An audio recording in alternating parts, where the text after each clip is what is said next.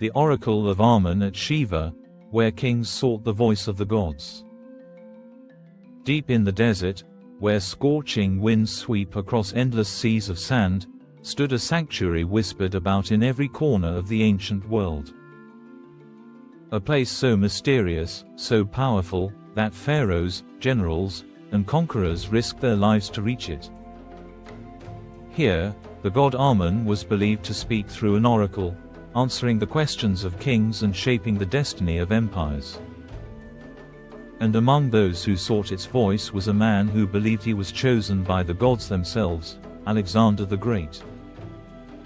The oasis in the desert, far beyond the Nile, lay the Siwa Oasis, a jewel of palms and springs in a merciless desert.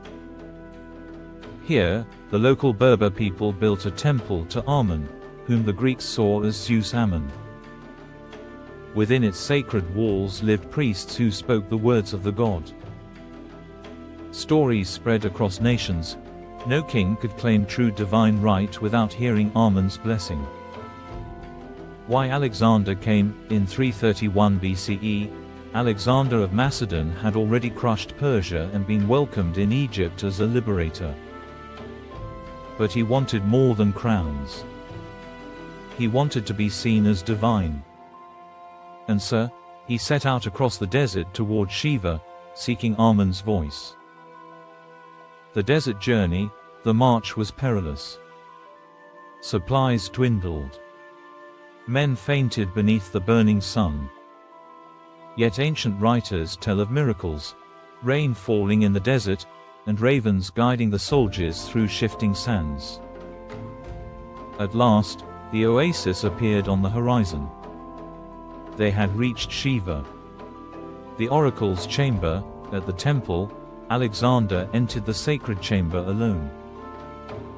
The air was thick with incense, the priests speaking in cryptic tones. What happened inside remains one of history's great mysteries. Some say the oracle greeted him as the son of Amun. Others claim he was told he would rule the world. Whatever was said, when Alexander emerged, he carried himself no longer as just a king, but as a god's chosen son. The transformation, from that day forward, Alexander called himself the son of Zeus Ammon. To his men, it was unsettling. To his enemies, it was terrifying.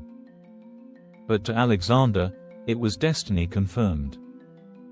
This divine claim fueled his conquests across Asia and became central to the legend of his short but extraordinary life.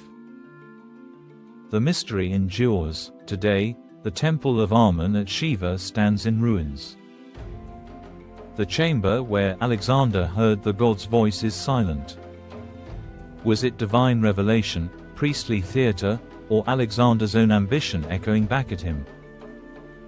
No one knows. The Oracle of Shiva was more than a shrine. It was a mirror for kings, reflecting the destiny they longed to believe. For Alexander, it crowned him not just as a ruler, but as a god in his own right.